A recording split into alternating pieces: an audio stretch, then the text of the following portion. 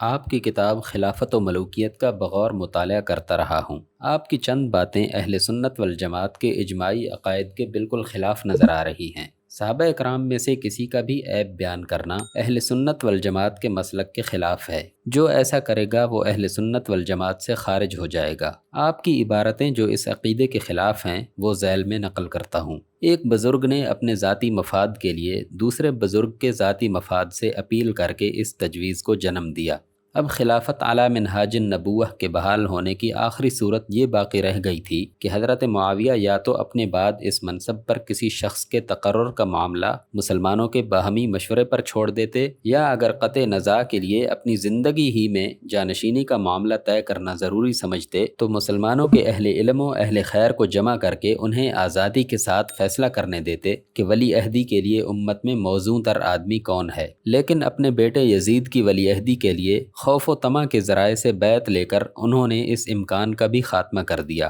براہ کرم آپ بتائیں کہ صحابہ اکرام کے بارے میں آپ اہل سنت والجماعت کے اجماعی عقیدے کو غلط سمجھتے ہیں یا صحیح؟ جواب: قبل اس کے کہ میں آپ کے سوالات کا جواب دوں، براہ کرم آپ مجھے یہ بتائیں کہ آیا آپ کا عقیدہ یہ ہے کہ کوئی صحابی غلطی نہیں کر سکتا، یا آپ یہ عقیدہ رکھتے ہیں کہ صحابی سے غلطی ہو تو سکتی ہے مگر کسی صحابی سے کبھی غلطی کا صدور ہوا نہیں ہے، یا آپ اس بات کے قائل ہیں کہ افراد صحابہ سے غلطی کا صدور ممکن بھی تھا اور صدور ہوا بھی مگر اس کو بیان کرنا جائز نہیں ہے، اور نہ صحابی کی کسی غلطی کو غلطی کہنا جائز ہے؟ ان میں جس بات کے بھی آپ قائل ہوں اس کی تصریح فرما دیں تاکہ مجھے یہ معلوم ہو سکے کہ آپ خود بھی اہل سنت والجماعت میں سے ہیں یا نہیں۔ اگر آپ پہلی بات کے قائل ہیں تو وہ اہل سنت میں سے کسی کا عقیدہ بھی نہیں ہے، اور اگر دوسری بات کے قائل ہیں تو اس کا غلط ہونا ایسے ناقابل انکار واقعات سے ثابت ہے جو قرآن پاک اور بکثرت احادیث صحیحہ اور اکابر اہل سنت کی نقل کردہ کثیر روایات میں بیان ہوئے ہیں، اور اگر تیسری بات کے قائل ہیں تو وہ بھی قطعی بے بنیاد ہے، کیونکہ متعدد مقامات پر خود قرآن مجید میں اللہ تعالیٰ نے صحابہ اکرام کی بعض غلطیوں کا ذکر فرمایا ہے، اور محدثین نے ان کے مفصل واقعات نقل کیے ہیں، اور مفسرین میں سے شاید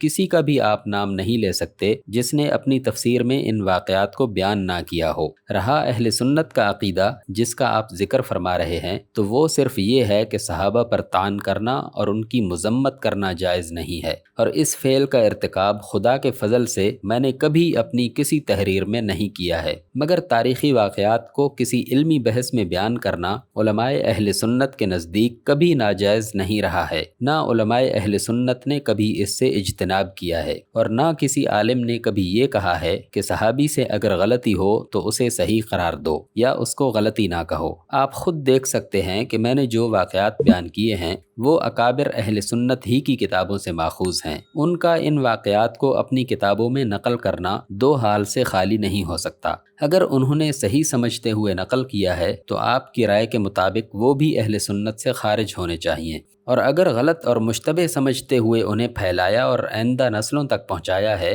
تو پھر آپ کو کہنا چاہیے کہ وہ کفا بالمرء کذبا ان یحدث بکل ما سمع کے مصداق تھے۔